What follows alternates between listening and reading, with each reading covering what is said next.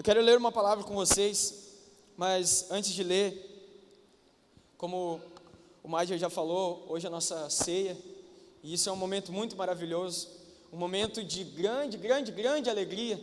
Para mim, os cultos de maior êxtase para nós que reconhecemos a Cristo são os cultos de batismo e de ceia, por podermos trazer à memória o sacrifício de Cristo, e os de batismo por podermos colhermos vivendo aquilo que Cristo pagou na cruz para que nós dessemos frutos. Então, semana passada nós tivemos um culto muito abençoado, e alguns dias atrás, e a semana passada aconteceu a mesma coisa, e Deus colocou essa palavra no meu coração através de um comentário, ou de alguns comentários, que eu ouvi não de uma, mas de algumas pessoas, não a primeira vez, mas já algumas vezes. Só que o que mais me chamou a atenção foi dessa vez, porque eu acredito que Deus queria trazer essa palavra para o nosso coração. E nós tivemos um culto muito abençoado semana passada, mover de Deus, do Espírito Santo, glória a Deus, mas foi o alimento de sexta-feira. Sábado já tinha um alimento diferente, domingo já tinha outro, segunda, terça, quarta, porque como a canção que cantamos antes dessa, que é o que está escrito em Mateus 6, a partir do capítulo 5, quando Jesus nos ensinou como deveríamos orar, diz que o pão nosso, Ele nos dá hoje, porque todos os dias precisamos nos alimentar. E achei interessante porque já não é a primeira vez, e eu já ouvi isso, e isso é bem comum entre nós, mas isso me causou um grande ponto de interrogação, quando eu escuto assim, que culto abençoado, que culto top. E aí, um dos meus amigos falou isso para mim também, e daí eu até questionei ele, falei assim, e por que o culto foi top? Porque eu tive uma experiência com Deus, porque foi maravilhoso. Não, beleza, mas tu não plantou nada durante essa semana? Não, essa semana eu me dediquei nos meus devocionais, eu orei, eu senti que a presença de Deus estava palpável. É como se onde eu estava, a presença de Deus estava. E aqui tem uma linha muito atênue, quando nós começamos a colocar tarjas em este ou aquele foi um culto abençoado ou não. É óbvio que nós somos seres humanos e nossos sentimentos muitas vezes influenciam naquilo que estamos dispostos a dedicar. Mas para pensar comigo, quando você está bem alimentado, você tem energia para gastar. Quando você conhece muito bem alguém, é difícil com que essa pessoa te cause surpresas. Pergunta para quem está casado há algum tempo, como é difícil, e principalmente o homem, conseguir surpreender a mulher. Principalmente nós, homens, nós somos muito fáceis de deslizar e deixar alguma coisa, alguma pista, para que a mulher descubra a surpresa ou aquilo que a gente quer trazer como surpresa.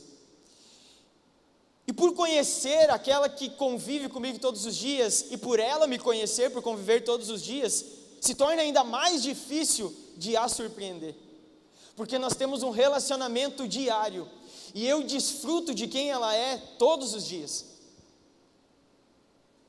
Você está entendendo o que estou tentando falar?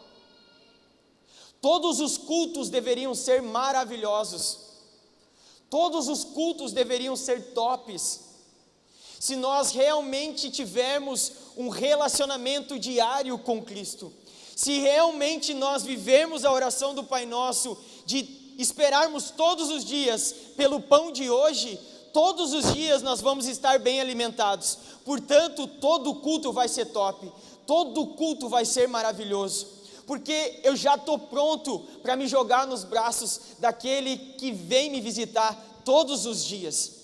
E a diferença é que isso pode se elevar por eu estar na comunhão de todos aqueles que já têm buscado por aquilo que eu também tenho buscado.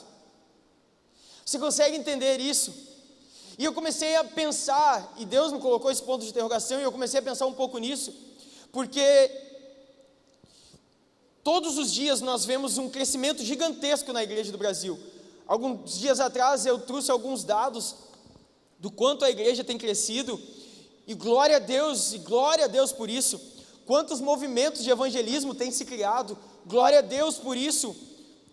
Quantas pessoas têm se disposto a realmente entregar as suas vidas e pregar o Evangelho, e glória a Deus por isso, e precisamos continuar com isso. Mas eu estava pensando, será que muitas vezes nós não estamos sendo meros garçons de realmente entregar um ótimo cardápio e um ótimo alimento, mas nós não nos alimentarmos daquilo que estamos colocando na mesa? Mas o que tu quer falar com isso? O que eu quero dizer com isso é que será que não estamos tão preocupados em fazer uma boa comida e alimentar aqueles que estão lá fora, que estamos nos esquecendo de nos alimentar? Que estamos nos esquecendo de realmente encher a nossa vasilha para que ela possa transbordar? Porque você vai concordar comigo, se você já trabalhou, muito obrigado, Matheus, se você já trabalhou de garçom, ou conhece alguém que já trabalhou de garçom, você sabe que muitas vezes aquilo que é servido não é aquilo que o garçom consegue comer no final da noite. É ou não é, Júlio? É verdade, né? E será que nós não estamos colocando na mesa aquilo que ainda não comemos? Aquilo que ainda não estamos desfrutando? E será que o nosso alimento não se torna o que a Bíblia fala, sem sabor, sem gosto? E é por isso que vemos muitas vezes um inflar gigantesco da igreja e daqui a pouco, em pouco tempo, murchando de novo.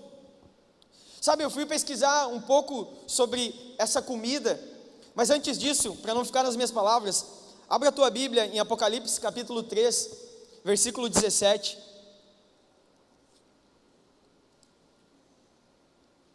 Apocalipse capítulo 3, versículo 17. Eu quero só te incentivar, compra uma Bíblia de papel se você não tem. Tem várias traduções, várias versões. Te acostuma a andar com a Bíblia de papel, principalmente quando você vem no culto. E daí tu vai dizer, deixa de ser xarope, né? Tecnologia. Não, eu sei disso.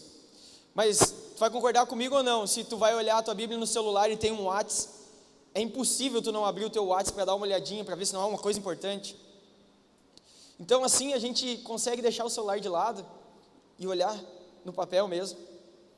Quero te incentivar a fazer isso. Apocalipse capítulo 3, versículo 17. É a carta à igreja de Laodiceia. E ela diz assim: você diz, sou rico, estou bem de vida e não preciso de nada, mas você não sabe que é infeliz, sim, miserável, pobre, cego e nu. Amém? Eu não vou continuar o resto ali, depois a gente volta aqui. Mas é interessante porque a igreja de Laodiceia, ela se considerava rica, bem de vida e não precisava de mais nada. E às vezes eu vejo que nós imaginamos estar tão bem alimentados, que nós achamos que estamos prontos para simplesmente colocar banquetes, e agora não mais nos alimentarmos daquilo que realmente nos traz sustância. E por que eu quis trazer isso?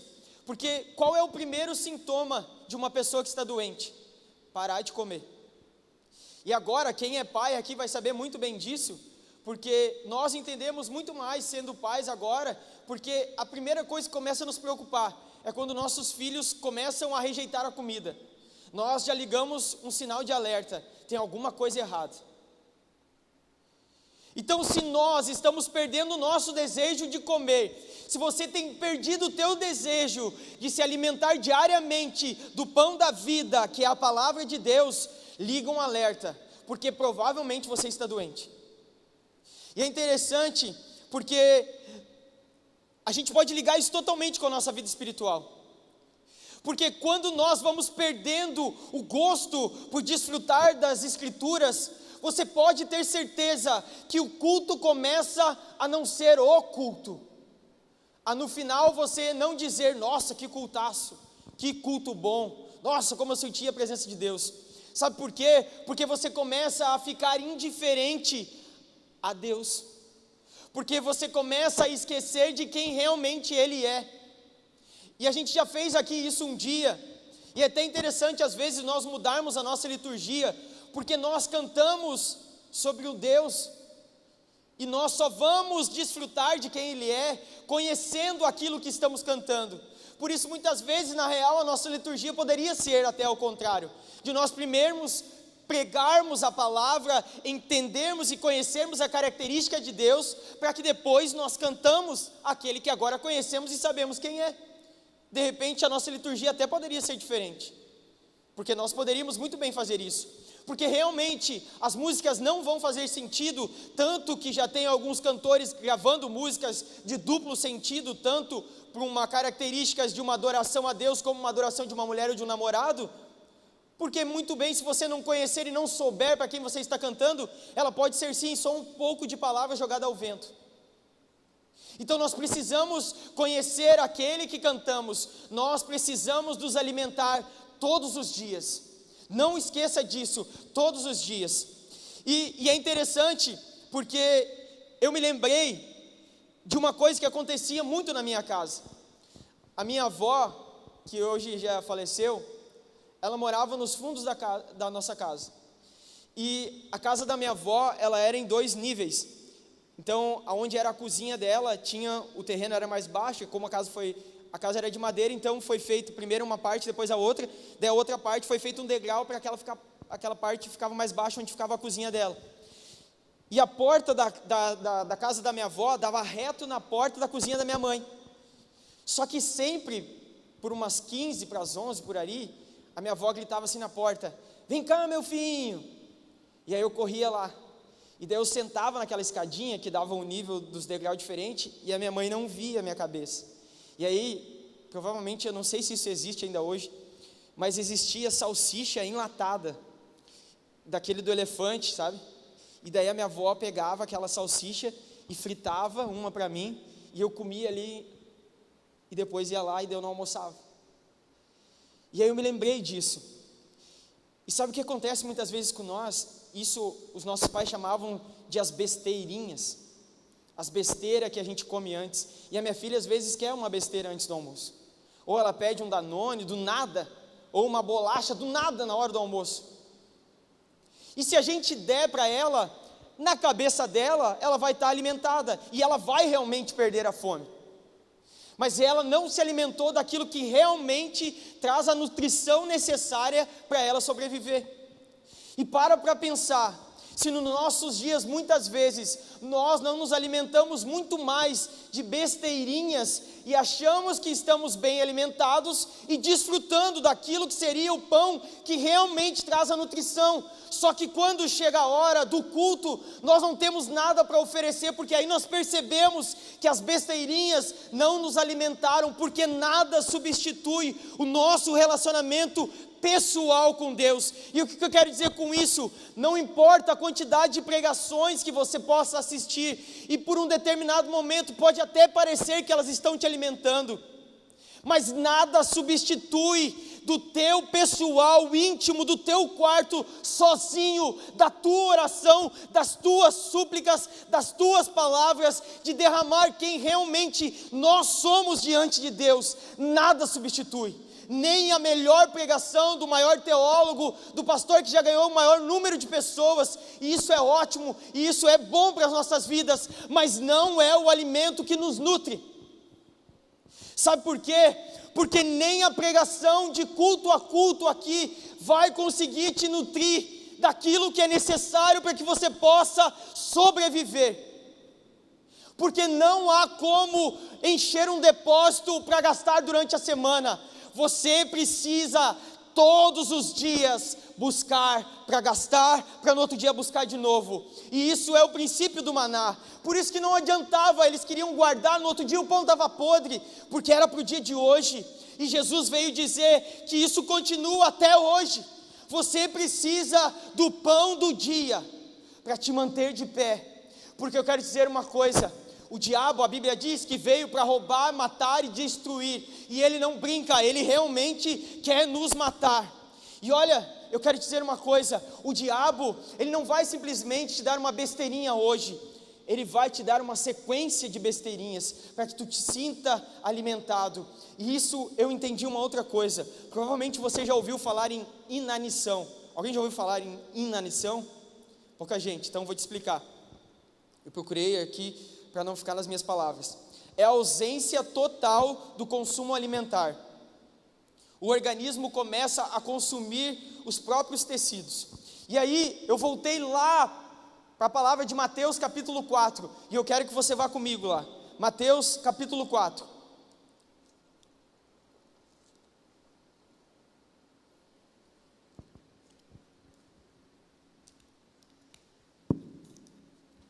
Vocês estão aqui, amém? Amém. Mateus capítulo 4 diz assim, ó: a seguir, Jesus foi levado pelo Espírito ao deserto para ser tentado pelo diabo. E depois de jejuar 40 dias e 40 noites, teve fome.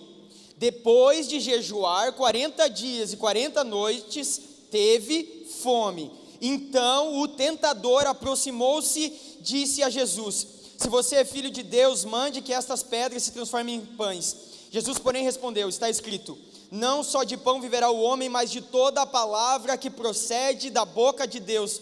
Olha como o diabo é astuto. Depois de 40 dias e 40 noites, porque o diabo também sabia que Jesus, mesmo sendo Deus, ele estava num corpo de homem, físico, então ele sentia as mesmas coisas que nós sentíamos.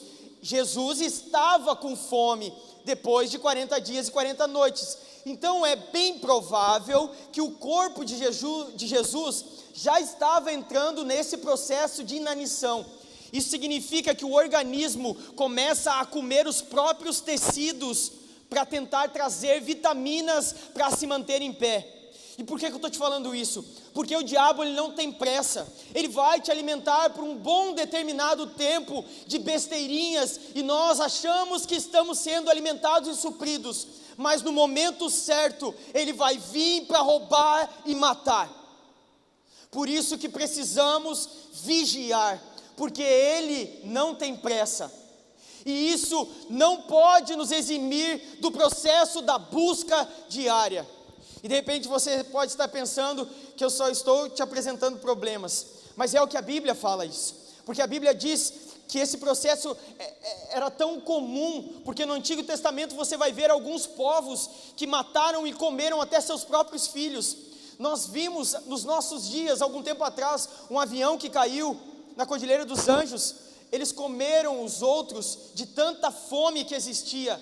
Nós ficamos totalmente incontroláveis por fome, quando temos fome. Nós perdemos o humor, você sabe disso. Você sabe, a gente fica impossível quando está com fome. Nosso organismo pede isso. E eu quero te dizer uma coisa: a tua alma tem fome e sede, e ela fica inquieta no teu ser, assim como o teu organismo fica pela presença de Deus, para que ela seja alimentada pela palavra. A alma também precisa ser gerada através da palavra, ser alimentada, e só assim o nosso espírito vai conseguir subjugar a nossa carne. Se nós não a alimentarmos, realmente não teremos força, porque o pão precisa ser diário. E eu quero ir para mais um texto com vocês, que está em Jeremias capítulo 2, versículo 13. Jeremias capítulo 2, versículo 13. Porque eu sei que na cabeça de alguns já pode até ter passado assim: bom, então por que a gente não estoca alimento? Eu vou ler muito num dia, e daí amanhã, ou 2, 3 dias, eu não preciso ler. Ou tipo assim, vou fazer meu devocional, são um texto por dia, então eu vou fazer o seguinte: eu vou fazer os 5 textos tudo hoje, e daí o resto da semana eu não preciso fazer, porque eu já fiz hoje, então eu vou acumular. Não tem como acumular, e eu vou te mostrar por que não tem como acumular. Jeremias capítulo 2, versículo 13. O meu povo, é Deus falando através de Jeremias, o meu povo cometeu 2 crimes, eles abandonaram a mim, que sou a fonte de água viva, e cavaram as suas próprias cisternas rachadas que não retêm água. Cisternas é uma caixa d'água, tá? Se você ler a Bíblia, você sabe disso, e a Bíblia tem vários encontros que aconteceram no meio do caminho, na busca por água. Você sabe que a gente é difícil de entender isso, porque nós abrimos a torneira e sai água, Mas antigamente existiam poços cavados, então todos os dias as pessoas precisavam buscar água, tanto para o seu consumo, quanto para lavar roupa e o que fosse fazer com a água. Mas alguns tiveram a ideia de começar a reter, eles abriam tipo umas caixas d'água e retiam a água ali, mas a água ali não é como os dias de hoje, que existe cloro e tratamento, aquela água apodrecia, então eles acabavam colocando doenças para dentro do seu próprio organismo, aquela água apodrecia, não tinha como guardar. Nos dias de hoje, você vê no Nordeste e em outros lugares, eles cavam, eles fazem grandes cisternas, porque existe um processo, que é um processo de purificação da água, mas eu quero te dizer, mesmo nesse processo, eu pesquisei, não é a mesma coisa que uma água potável direto da fonte. E o que Deus está falando com o seu povo? Vocês estão tentando estocar e reter aquele que é o alimento verdadeiro, que é a fonte que procede em todas as vitaminas. Nós tentamos às vezes colocar e tentar acarretar, vamos dizer, para ter uma reserva, mas não podemos, porque nós precisamos todos os dias ir direto àquela que é a fonte que nos traz a vitamina, porque a palavra, você sabe disso, diz que do próprio trono de Deus gera um rio em nossas vidas, e esse rio, através de nós, que vai gerar vida nos outros. Portanto, só podemos estar vivos quando estamos desfrutando da água da vida, esta que corre do trono de Deus, que vamos encontrar todos os dias, quando o buscamos e nos alimentamos com Ele. Amém? Amém mesmo? E de repente isso pode ser um grande problema, e a minha ideia era essa, apresentar um grande problema para vocês, porque eu falei que a igreja, e eu sou a igreja, e você é a igreja, e nós muitas vezes temos vivido dessa forma, servido os grandes banquetes, mas muitas vezes nos esquecido de alimentar, tentado muitas vezes até tentar ludibriar Deus, e querer fazer um depósito, para que em determinado momento nós possamos usar. Tá, e daí? Tem solução? Claro que tem. Todo problema tem solução. E principalmente quando se trata de um problema que os filhos de Deus estão enfrentando. Porque o nosso Pai, Ele pega os nossos problemas. Porque o nosso Pai, aquele que te chamou e que me chamou, para sermos a luz desse mundo, o maior desejo dEle é que andamos em intimidade com Ele. O maior desejo dEle é que nós, todos os dias, possamos sentar à mesa de um café da manhã com Ele. Esse é o desejo de Deus. O maior desejo de Deus é que você conheça quem Ele é, e não pelo que eu estou falando aqui, ou por aquilo que os outros pastores façam. É importante, nós crescemos com experiências e com aquilo que outras pessoas vivem ou estudam, amém, glória a Deus, mas você precisa andar, e eu preciso andar com as minhas próprias pernas. Nós temos um lugar que o Senhor deseja que estejamos todos os dias, e se você precisa sair de algo aqui essa noite na sua cabeça, e esse é o meu maior desejo, é que você saia sabido que você precisa todos os dias o buscá-lo, é que você precisa todos os dias estar no lugar de intimidade com Ele. Beleza, Raul, mas é só isso? Não, não é só isso. E eu quero te contar, e com certeza muitos de vocês já ouviram isso. Tem alguém que está aqui pela primeira vez? Tem alguém que está aqui pela primeira vez hoje? Tem, amém, glória a Deus, Deus te abençoe, irmão. Mais alguém? Pela segunda? Terceira? Não é bingo? Beleza, Deus te abençoe, irmão. Provavelmente então alguns não ouviram, mas existe um dos maiores encontros que a Bíblia relata, e o pastor Dionísio inclusive falou isso aqui um pouquinho na terça-feira, que é o encontro de Jesus com a mulher samaritana. Vocês já ouviram essa história, provavelmente muitos de vocês, e a história de João capítulo 4, descrita ali, de quando Jesus muda o seu caminho para encontrar essa mulher samaritana. O interessante é que o que Jesus diz para ela, e eu quero ler isso com vocês, e se for preciso a gente reler isso, está lá em João capítulo 4, e eu quero que você vá nesse texto comigo, porque eu quero trazer a solução para todos esses problemas que eu te apresentei nessa noite. João capítulo 4.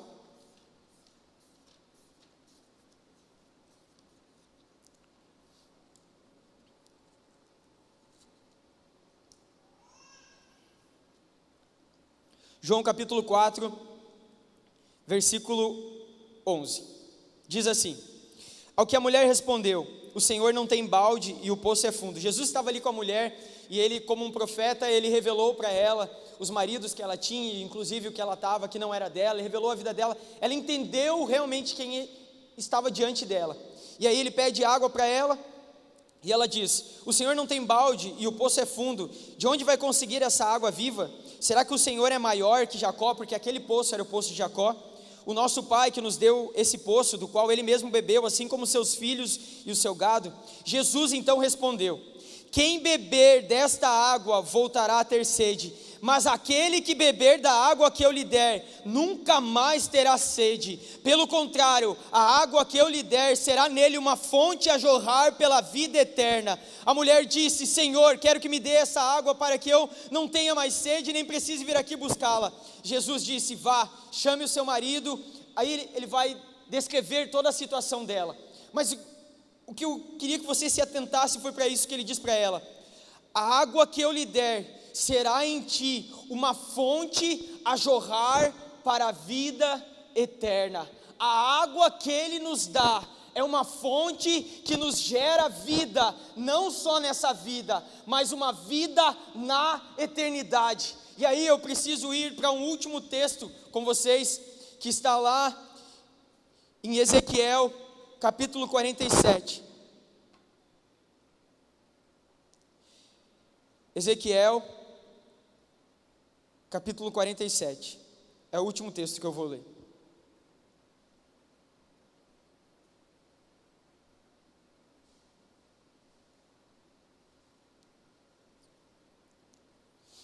Quem lê um pouco a Bíblia provavelmente já ouviu esse texto, e eu falei várias coisas que acontecem com a gente no dia a dia. Eu quero que você entenda que eu não quero um ministério de Satanás, que é de acusador, porque eu não vim aqui acusar ninguém, porque muitas vezes eu também me encontro nesses lugares de tentarmos, quem sabe, até ludibriar Deus com a nossa própria vida, com aquilo que deveríamos estar dedicando a Ele, ou entregando a Ele, por tudo que Ele já fez por nós.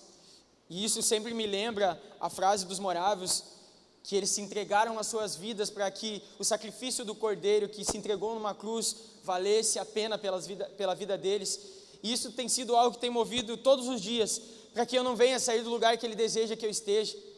E isso para mim, eu gostaria que fosse que, de repente, o dia que você não tenha mais forças, seja o que possa mover a tua vida, de que você esteja no lugar que Ele deseja que você está, para que haja vida não só em ti, mas que essa fonte que jorre vida nos outros, e aí aquilo que servimos como garçom de alimento, os banquetes gigantescos, também seja o alimento que vamos nos alimentar e produzir um bom fruto. Mas é interessante o que essa passagem diz de Ezequiel, capítulo 47, porque aqui está a solução, e eu quero te dizer que há uma solução, mesmo se de repente, como eu falei no penúltimo culto, todas as sextas-feiras a gente vem aqui e realmente soa a camiseta, e de repente com algumas palavras diferentes, mas acaba sempre terminando na mesma, de dizer: tenha uma vida devocional, tenha o teu momento de oração diário, alimente-se todos os dias da palavra de Deus, caminhe com as tuas próprias pernas, tenha a tua vida de oração com Deus, dedique-se todos os dias, não só pense na sexta-feira ou só no sábado. Todas as sextas-feiras nós viemos aqui e temos falado isso, porque nós não queremos que vocês, ou que a igreja, seja uma marionete de alguns que podem usar esse lugar.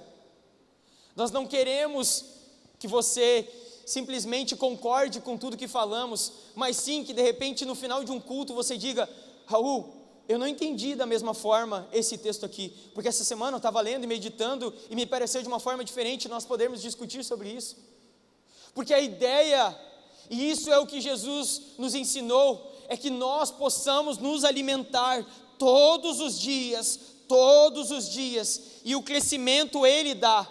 Porque olha que interessante, todos os dias as famílias precisavam ir até o poço buscar água, todos os dias existia uma caminhada até o poço, todos os dias tinha um processo, e aqui tem tudo a ver com isso. Ezequiel capítulo 47, versículo 3, diz assim: o homem foi para o lado leste com uma linha de medir na mão, E enquanto ia, mediu 500 metros e levou-me pela água que batia no tornozelo. E ele mediu mais 500 metros e levou-me pela água que chegava ao joelho. E depois e levou-me pela água que batia na cintura. Mediu mais 500 metros, mas agora era um rio, que eu não conseguia atravessar, porque a água havia aumentado, e era tão profunda, que só podia atravessar a nado. Era um rio que não se podia atravessar andando. E ele me perguntou: filho do homem, você vê isto? De repente pode ficar um pouco confuso isso para você, mas imagina você entrando num rio, e esse é o rio que você vai entrar, se todos os dias você buscar pelo Pai, se todos os dias você buscar orar, ler, estar na presença dEle. É possível, é possível. Jesus te chama para dizer que é possível, e de repente nos primeiros dias a água vai parecer muito rasa, e eu quero te incentivar a algo mais. Nós temos várias pessoas aqui que estão discipulando, outras que estão participando do discipulado, outras que estão ficando prontas para discipular outros. Eu quero te dizer, procure pessoas que tenham fome, procure pessoas que estejam sempre morrendo de fome. Sabe por quê? Porque quando você anda com alguém que está morrendo de fome, essa pessoa está sempre procurando comida. E se você andar do lado de pessoas que estão sempre procurando comida, é impossível que você não vai sentir fome, e você não vai começar a se alimentar daquilo que essa pessoa se alimenta. E com isso você vai ver que a sua fome, que a sua sede vai começar a despertar de uma forma maior. E nos primeiros dias vai parecer que é muito raso, e a água provavelmente vai ficar por um determinado momento só no teu tornozelo, como você entrando numa lagoa, ou nas praias de Santa Catarina. Você entra e você caminha, e às vezes até parece que você está no mesmo lugar, mas quando você olha para trás, você vê que você já andou um bom pedaço, mas a água ainda parece que está tão rasa. Mas daqui a pouco a água começa a bater nos joelhos, e daqui a pouco a água começa a bater na cintura, e ainda assim você consegue caminhar, mas você começa a perceber que quando a água começa a subir, os seus passos ficam mais lentos. Você concorda comigo? Porque agora você está um pouco mais travado, em função de que a água começa a te segurar. Na real, às vezes, mesmo você caminhando devagar, você começa a perceber que ela começa a te empurrar, ou um pouco mais para um lado, ou um pouco mais para o outro. Esse é o rio de Deus. Na caminhada com Ele, você começa a perceber que quanto mais a água vai subindo, você começa a perder o controle da sua vida. E essa água é o Espírito de Deus. E o Espírito de Deus começa a ter controle no teu corpo, porque agora os teus passos já não são totalmente decisões tuas, porque a água começa a te puxar um pouco. Mas aqui diz que a água vem para os lombos, e depois a água chega a um ponto de que não há mais como caminhar nela. Agora, para você atravessar, você só consegue atravessar a nado, e é exatamente nesse lugar que o Senhor nos chama, e é exatamente este lugar que o Senhor te chama nessa noite. E eu quero te convidar a se colocar de pé. Sabe por quê? Porque este é o rio que traz a solução para todos os outros problemas. Porque neste lugar você perde o controle da tua vida, e aí, ao invés de você estar sendo controlado por mim, por alguma palavra que eu esteja trazendo, ou por alguém que está discipulando a ti, ou por os pastores, eles têm a tutela sobre as nossas vidas, e nós estamos submissos aos pastores. Mas tudo o que os pastores querem é que nós não sejamos marionetes de homens, mas marionetes de Jesus, porque aí você consegue discernir pelo teu espírito e por esta água exatamente para onde a correnteza está te levando. E aí você começa a estar somente nos lugares em que Ele deseja que você esteja. E aí você começa a recusar em estar em certos lugares, e que você começa a perceber com a maturidade em que aqueles lugares eram os lugares que te davam as besteiras, que te tiravam a fome daquilo que realmente te nutria. E neste lugar de águas profundas, você encontra todos os nutrientes, para que você tenha não só uma vida saudável para ti caminhar, mas uma vida em que o rio te leva a jorrar ela de dentro de você em outras pessoas. E aí você começa a perceber que não é pelo quanto que você fala, mas sim pelo simples fato de você estar nesses lugares, porque o rio que brota de você começa a gerar um caráter que já não é mais seu, e esse caráter é o caráter que faz com que os outros comecem a dizer: cara, me diz onde tu come, porque eu estou com fome dessa comida que tu tem te alimentado, porque eu vejo em ti que tu está viçoso, tu está bonito, tu está diferente, cara, tu está bem alimentado, e eu preciso dessa comida, eu preciso estar nesse lugar que tu está. E aí o que você precisa fazer é simplesmente dizer: me dá tua mão. E aí você pode olhar para mim e dizer: é tão fácil assim? Não é tão fácil assim, mas não é impossível. E se você está aqui nessa noite, se você escolheu nessa sexta-feira estar aqui, é porque eu tenho certeza que existe uma fome em você. É porque existe uma fome em você. E eu quero te dizer, meu amigo, eu não posso saciar essa fome, mas aquele que tem o alimento que pode saciar e nutrir totalmente essa fome, está aqui nessa noite. E Ele se chama Jesus Cristo, e Ele se chama Senhor dos Senhores. E eu te digo mais, foi Ele que entregou a vida dele naquela cruz. E eu te digo mais, e Ele disse que pelo sacrifício dele na cruz, todos os meses nós participaríamos do seu corpo e do seu sangue, e esse nos alimentar seria o alimentar verdadeiro. E Ele disse mais: nessa mesa todos sentamos, e nessa mesa que sentamos ficamos todos iguais. Já não há mais pastores, já não há mais presbíteros, já não há mais aquele que congrega há 10 anos ou aquele que está aqui pela primeira vez, porque essa mesa, o Senhor diz que somos todos iguais, e essa mesa, Ele nos dá o mesmo alimento, porque essa é a diferença de um restaurante. Aqui na casa do Senhor, o garçom vai comer a mesma comida que aquele que tem o dinheiro para pagar o prato mais caro. Todos comem a mesma comida, porque Ele não faz acepção de pessoas, e pelo contrário, Ele diz que eu e você somos filhos. Você entende isso?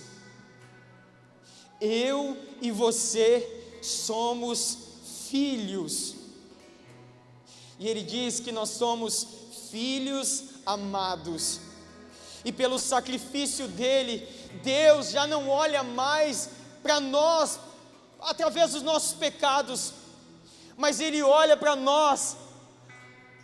Provavelmente você já tentou ver um eclipse, né? Provavelmente você já tentou ver um eclipse. Na minha época se tentava ver o eclipse ou com raio-x, ou com aquele esquema do soldador, de quem trabalha em serraria, pegava aquilo lá, ou um raio-x. Com aquilo a gente conseguia ver, a olho nu não. Jesus é o raio-x de Deus para nos olhar. Jesus, Ele nos deixa limpo. A Bíblia diz que através de Jesus nós somos justificados por Ele, e a partir de então nós temos livre acesso. Significa que a partir de então nós podemos nos achegar diante de Deus com confiança. Portanto, eu quero te dizer que não importa o que aconteceu até aqui, não importa o quão sujo você já esteve ou estava, eu quero dizer uma coisa: zerou o jogo. Se você deixou essa palavra descer para o teu coração, zerou o jogo. E o que a Bíblia nos diz é que a partir de agora, você se torna justo diante de Deus, não pela sua justiça, mas pela justiça do Filho de Deus. Eu quero orar por ti nessa noite. Eu quero te convidar a fechar os teus olhos. E nós vamos orar. Faça a tua oração. Comece hoje a entrar nesse lugar, se você não se achegava, nesse lugar de confiança, onde você tem o total entendimento da presença de Deus, onde você sabe que não é um mero arrepio, que não são teus sentimentos, mas é o próprio Deus tocando a tua vida.